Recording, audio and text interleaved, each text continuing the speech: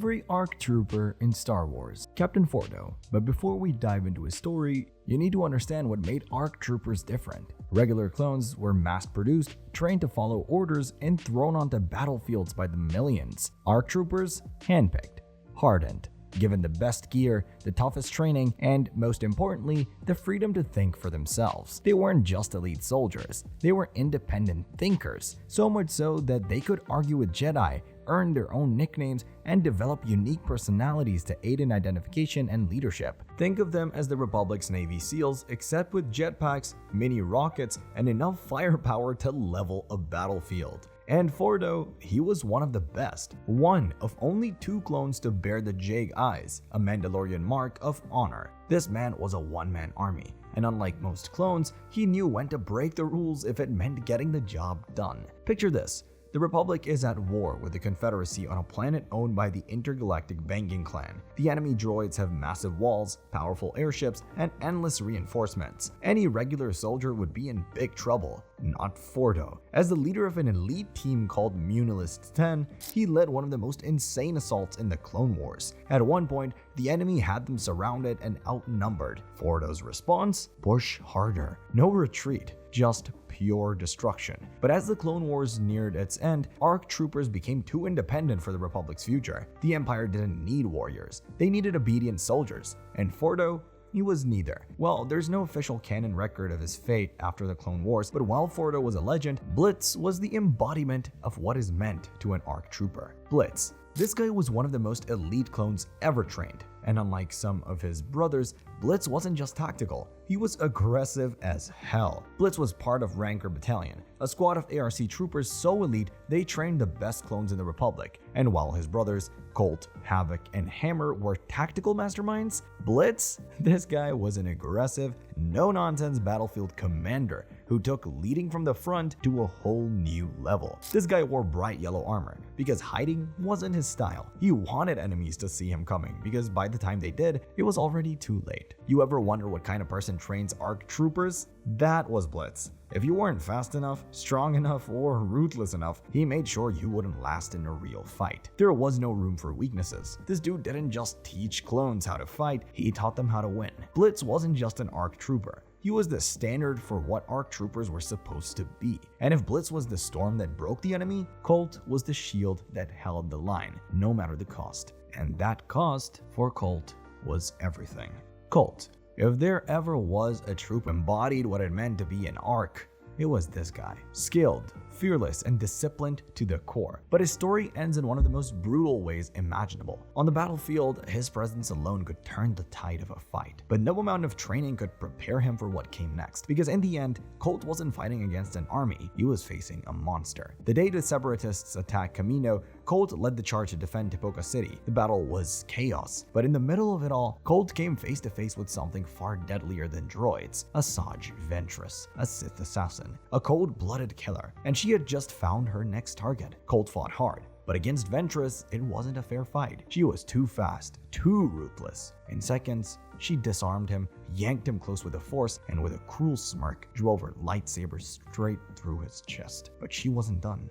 As he gasped for air, helpless and beaten, she gave him a kiss on the cheek before letting his body drop. Colt's death was a reminder of the brutality of war, but it also highlighted the tough spirit of the clones. That same spirit lived on in others like Havoc. Havoc. He wasn't just another trooper in blue-striped armor. He was a leader, a tactician, a fighter. When the Separatists attacked Camino, the birthplace of the clones, Havoc was on the front lines, blaster in hand, ready to defend his home. But war is ruthless. Havoc was in the middle of chaos when he spotted a familiar figure, 99. Not a soldier, just a clone past his prime, doing what he could do to help. Handing out rifles, running supplies, risking his life. Havoc saw the danger. He ordered 99 to get out of the line of fire, but in that split second of distraction, an Aqua droid opened fire. The first shot slammed into Havoc's shoulder, the second straight to the head. Havoc died protecting his brothers, exactly what an ARC trooper was born to do. Because while Havoc's story ended in sacrifice, Five's story was just beginning. And his fight wasn't just against droids or separatists, it was against the very system that created him. Fives. CT-275555. Just Fives, because remembering 5-5 is easier than remembering that the Republic was literally run by a Sith Lord in a hoodie. Fives was one of the Domino squad rookies trained by Ranker Battalion's Colt, a Jedi, and 2 bounty hunters. He was reckless, he was aggressive, but most importantly, he thought for himself, and that made him a problem. From the moment Fives stepped onto the battlefield, he proved he wasn't like the rest. He survived the catastrophic Rishi Moon outpost attack where he and Echo held the line against droid infiltrators and a giant man-eating worm. That mission alone got him promoted to the 501st Legion, serving under Captain Rex and Anakin Skywalker. And if you're in Anakin's squad, that means one thing: you're fighting on the front lines every single day. But then came Camino, the Republic's top-secret clone production facility, under attack by a full separatist invasion. Fives and Echo fought so fiercely that they were both promoted to ARC Trooper status, a rank only the deadliest clones could achieve. But then tragedy struck. On the Citadel mission, Fives watched as Echo was blown to bits during an escape attempt. His brother, his best friend, gone. And that's when everything changed. Fives became obsessed with uncovering the truth behind the clone army. Why were they created? Why were they so obedient? Why did Camino scientists act like they were hiding something? Then he found it. The inhibitor chips, small implants hidden inside every single clone's brain designed to force them to kill the Jedi on command. And here's the craziest part. Fives had seen one of his clone brothers execute Order 66 early. That's why he started questioning everything. Fives wasn't just some paranoid trooper. He had evidence. He tried warning Anakin, Rex, even Palpatine himself. But Palpatine? Yeah. He's the galaxy's greatest gaslighter. He framed Fives as a traitor and turned the Republic against him. Now, instead of exposing the truth, Fives was on the run, hunted down by his own brothers. He made it to a Republic base, wounded, exhausted, but still fighting. He tried to tell Rex, but before he could reveal everything, he was shot down, silenced. Fives died a hero, but the galaxy never knew his story. He was the one clone who could have prevented Order 66, who could have saved the Jedi, who could have stopped the Empire before it even began. But instead, he was buried in secrecy, just another casualty in a war he wasn't supposed to win. And while Fives' story ended in betrayal, Echo's journey was far from over. In fact, it was just beginning. Echo wasn't born a badass. In fact, his name was a joke. His name, Echo, came from how often he repeated orders verbatim, like a walking intercom. Sir, yes sir, regulations state. The manual says. But everything changed when he got his first real test in the Battle of Rishi Station. Echo was stationed in an outpost meant to serve as an early warning system for a separatist attack, until the droids decided to show up and wreck everything. The clones stationed there were caught completely off guard. The outpost was overrun, troopers were getting wiped out, and Echo had to make a choice: stick to protocol or adapt and survive. And in that moment, Echo proved he was more than just a rule follower. He fought back, using his wits and instincts to help take the station back. That battle changed everything. It was the first sign that Echo wasn't just another trooper. He had what it took to be something greater. And the Republic took notice. After surviving multiple battles, Echo was finally promoted to ARC Trooper status alongside his best friend Fives, until everything changed during the Citadel mission, one of the most dangerous operations in the entire war. The Republic needed to break into a high-security separatist prison, and only the best soldiers were sent in.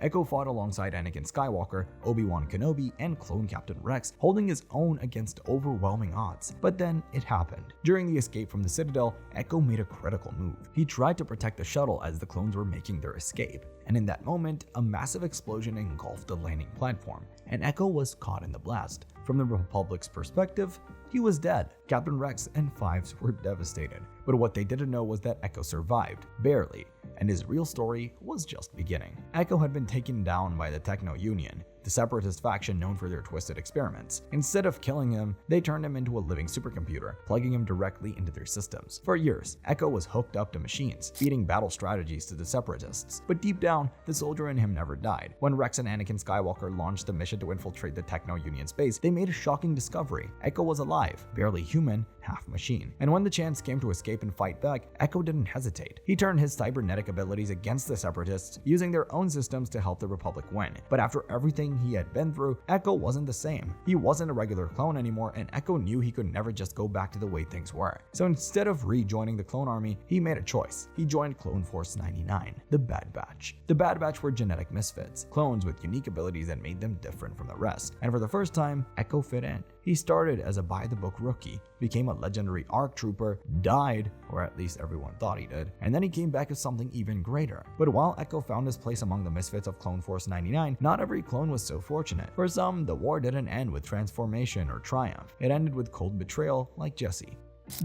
Before Jesse became one of the most recognizable ARC troopers in the 501st, he was just another clone with a dream, serving the Republic to his last breath. But what he didn't know, that breath would come at the hands of the very brothers he fought beside. Before Jesse became an ARC trooper, he was already a standout in the 501st Legion, not because he was a tactical genius or some super soldier, but because of his unshakable belief in the Republic. Jesse was like that one guy in a friend group who takes things a little too seriously. If the Republic told him to jump, he wouldn't ask how high, he'd just start levitating. When Order 66 was executed, the clones turned on the Jedi, and Jesse was caught right in the middle. With the Republic gone, Jesse found himself following a new commander, Darth Sidious, and his orders: kill Ahsoka Tano. But this wasn't just any mission. Jesse knew Ahsoka. He fought alongside her, but his loyalty to the Republic had been twisted into loyalty to the Empire. Ahsoka and Captain Rex, who had removed his control chip, were trying to escape. Jesse and the other clones, now under the influence of Order 66, pursued them relentlessly. Jesse, loyal to the end, led the charge against his former allies. He was fighting for something that no longer existed, and when the ship crashed, his story ended. Not as a soldier of the Republic, but as a pawn of the Empire. And while Jesse's final moments were marked by conflict against those he once called friends, Alpha's influence echoed in every clone who dared to see themselves as more than mere soldiers. Alpha 17. Before Captain Rex, before Commander Cody, there was a clone so brutal that even his own commanders feared him. A soldier who didn't just fight battles, he created legends. His name is Alpha 17. Alpha was handpicked by Jango Fett himself to be one of the first advanced recon commandos, which means ARC. When the war first started, the Republic needed more clones like him, so he personally hand-selected and trained some of the deadliest clones in Star Wars, including Captain Rex, Commander Cody, and the rest of the 501st and 212th Legion's elites. If those guys were tough, imagine the man who made them. When the Separatists launched an all-out invasion on Camino, Alpha 17 led a small squad of cadets, kids who had never seen battle before, against an army of battle droids. Despite being outnumbered, he turned those cadets into killing machines. And when the dust settled, Camino still stood. This dude wasn't just a soldier, he changed the entire clone army. He was the reason clones started using names instead of numbers, because to him, they weren't just tools for the Republic, they were warriors, and they deserved to be treated like it. And among those who carried that legacy forward was a soldier who embodied the same grit and determination: Nate. A soldier who bled for the Republic, only to meet a fate that proved war doesn't care how good you are. Nate was a member of the elite Munilist 10, a handpicked squad of ARC troopers under Jedi General Etain Tormokan. He was sent to Quilura, a backwater world crawling with separatist forces and brutal Trandoshan mercenaries. His mission? Shut down a deadly nanovirus project before it could be unleashed on Republic forces. But Quilura was a hellscape, filled with traitors, mercenaries, and enemies lurking in the shadows. Despite everything, Nate held the line. He fought through enemy ambushes, led his brothers into battle, and even earned the respect of his Jedi commander. But in war, skill isn't always enough. A single blaster shot cut his story short. The first of his kind, but not the last. But for every soldier like Nate, who fought for a cause bigger than himself, there were others who fought for something far more personal. Men like Ordo. Ordo was a strategist, a hacker, and a damn good fighter. He could hack a security system, disable a warship, or snipe a target from half a kilometer away, all before you could even know he was there. He once took out an entire enemy squad alone and still had time to make sarcastic comments about it. He followed orders when they made sense, but if something was dumb, he'd straight up ignore it. Unlike regular clones, Ordo had the guts to talk back, even to Jedi. But Ordo wasn't just a killer, he was loyal. Not to the Republic, but to his family, his Null brothers, Kal, Skirata, and the Mandalorians who raised him. He didn't fight for the Jedi, for the Senate, or even for Mandalore. He fought for the only people that mattered. And if you crossed them, you wouldn't even live to regret it.